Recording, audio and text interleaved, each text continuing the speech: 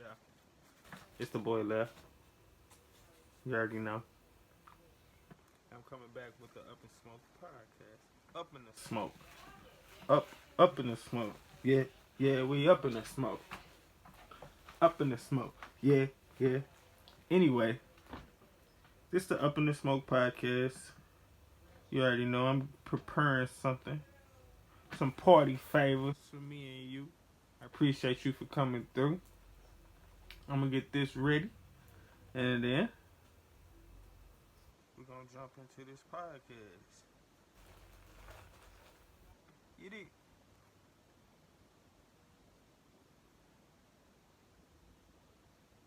We back. I'm gonna get this thing going. Cause it is the Up in the Smoke. Up in the Smoke podcast. Up in the Smoke. Up in the Smoke. Yeah, podcast. That's who we at. That's who we on. Get back. That's who we at. That's who we on. Get back. Don't get me freestyling in here. But anyway, the Up in the Smoke podcast.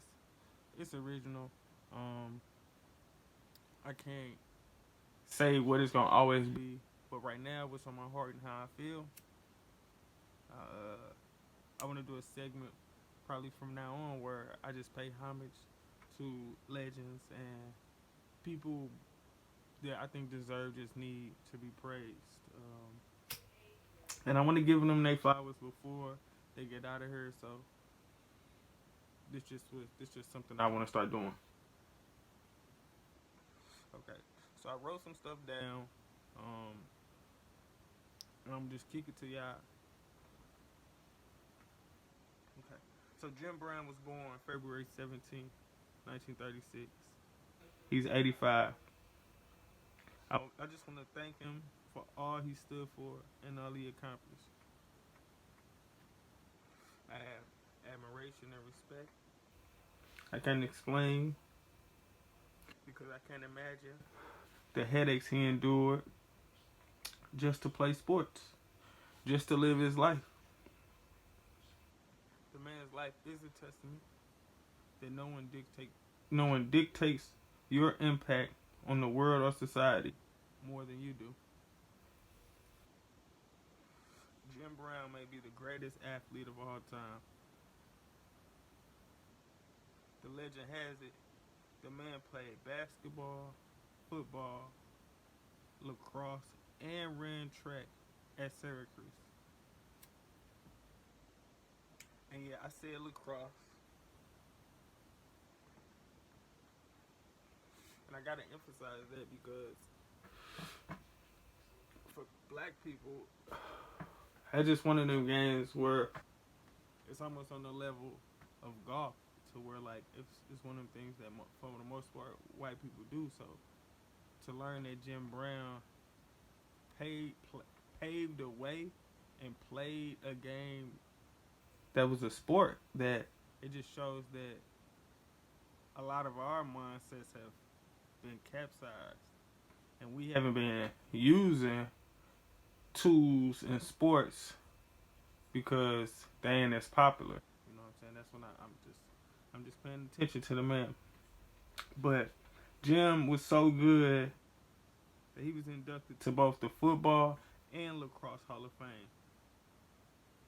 And he's the reason the number 44 is legendary at Syracuse University. This just a little offset that's jumping in my head. I didn't write it down, but Jim played in Syracuse at a time where you couldn't have more than 3 black players on the basketball team. And basically his team, I think, lost the national championship because they only could bring 2 players, and if they could have brought Jim, they would have won. So just imagine that. Just imagine how many stories there is similar to Jim's. But Jim Brown, he went on to be drafted in 1957, third overall to none other than the Browns.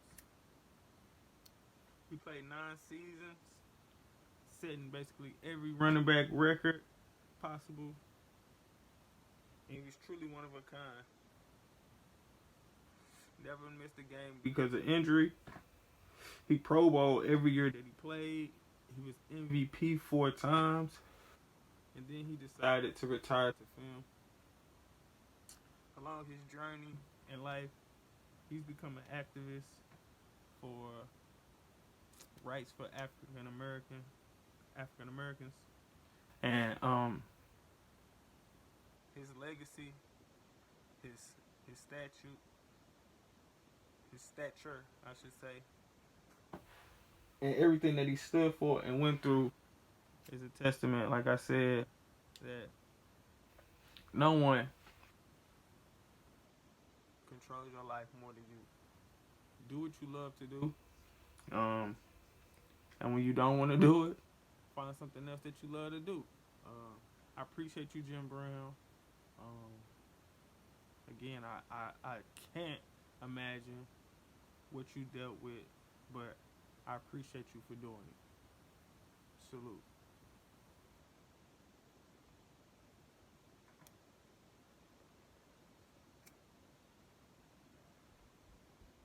Moving along. In other sport news, it looks like Tim Tebow is getting a chance to come back to the NFL. Now, what do I get from this? One, I think Tim shouldn't have stopped playing football to go play baseball if he still wanted to play football. Dude had the chance to change positions plenty times, and he decided to just change sports. So I personally feel like he doesn't deserve it. And I feel the reason that he's getting this chance is nepotism. And it's nepotism at its finest. I know it's so many other players. I'm just saying other tight ends that deserve a chance to be considered over Tim Tebow. But Urban Meyer's there. And Tim has made a name in Florida. This is an entertainment game. And I feel like they gonna try to sell jerseys. That's what they doing. But what I think is Tim Tebow probably shouldn't have started over Cam Newton when they were at Florida.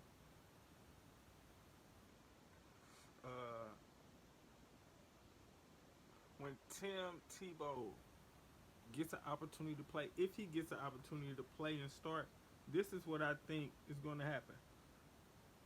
I think that he's going to lead the league in most snaps on special teams.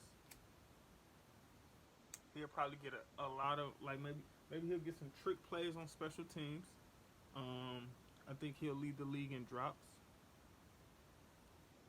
I think he'll lead the league in missed blocks. And I just think, honestly, I don't think he's gonna really beat out any legitimate tight ends on Jacksonville's team, let alone the rest of the NFL. This is nepotism at its finest. This is the NFL selling jerseys.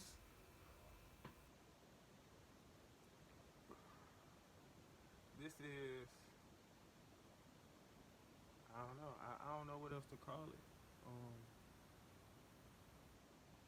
Tim Tebow, I'm sure, has lost more of a step. He's like 33, maybe 34. I'm not exactly sure, but it's no way that it's a legitimate football move. This is all about entertainment. This is all a buddy system. This is all what they like to say. He's a locker room guy, a hard worker. He's about to get paid to hold a clipboard, basically.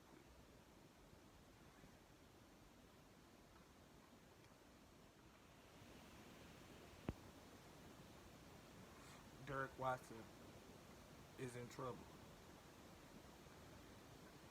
Or I should say, Derek Watson has gotten his alias Deahaun Watson in a conundrum.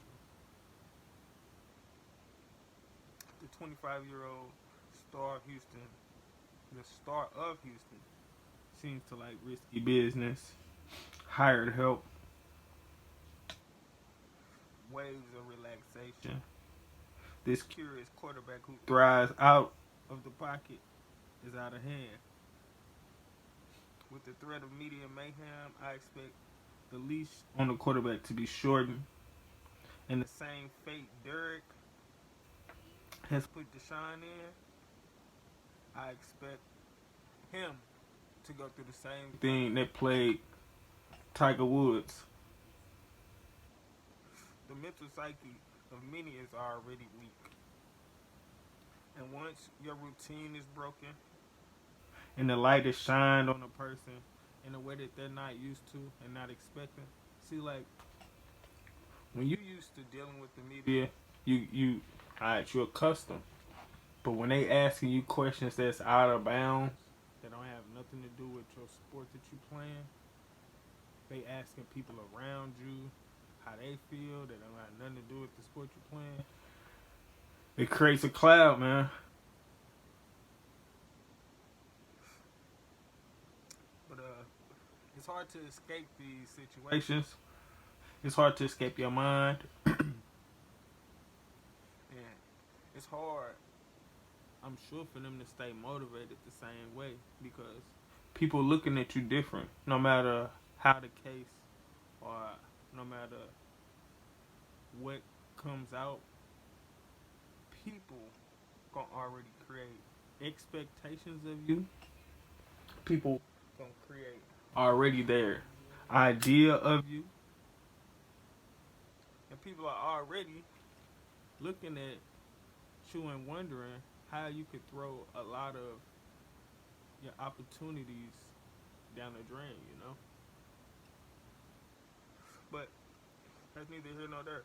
Because whatever has pushed Derek Watson to get Deahaun in trouble is still there.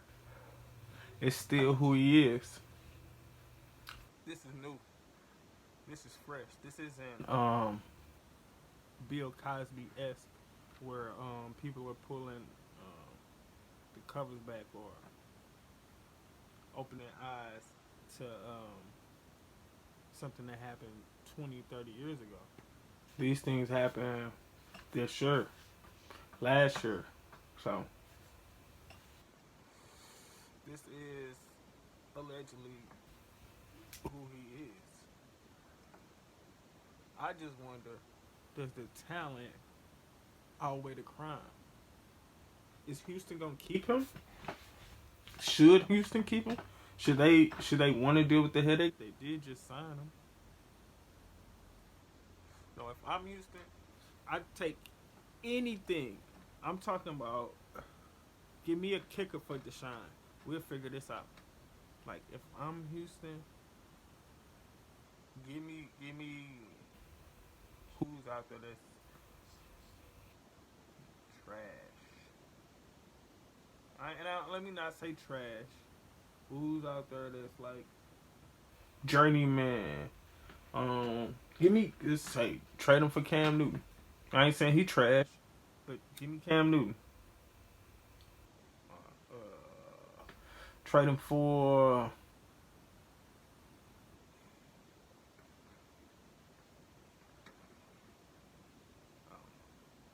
I can't say. But get him out of there.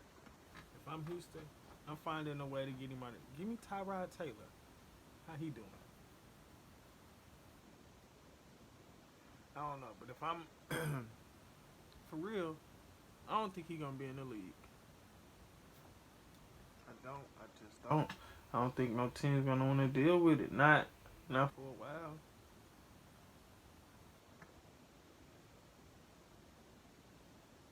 Like,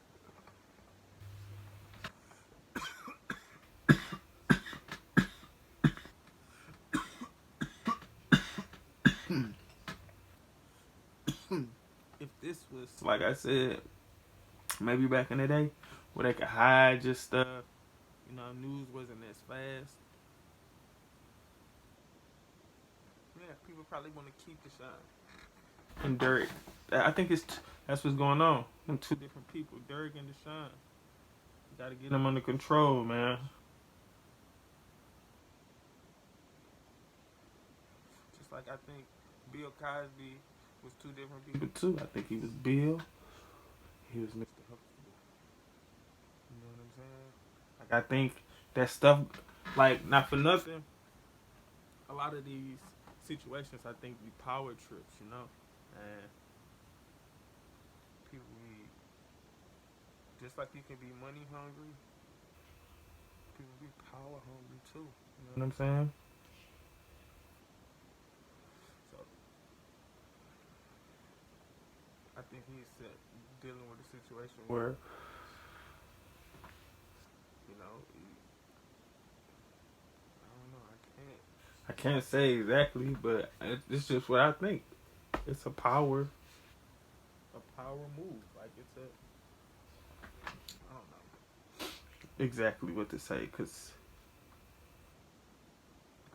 everything's alleged as of this point. But I don't know. I can't say that I think he has a chance because does the talent outweigh the crimes? You know what I'm saying? Like Greg Hardy got another chance to play. Ray Lewis got another chance to play. And he beat a body. You know what I'm saying? Peyton Manning had an alleged situation. He got through that. So, you know, hopefully there's a light, you know what I'm saying, at the end of the tunnel. I mean,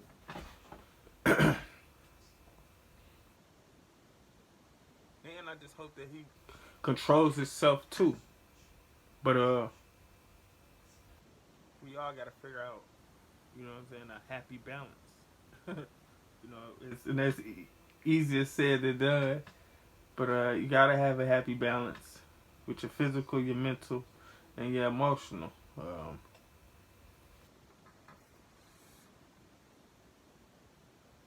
It's crazy to think that you know life can give you what many would say the American dream is, and you can take your dream and do some horrific things, or you can do some amazing things. So just remember, you only get one of these. Do what you can, and if you can, cure cancer. Don't create one.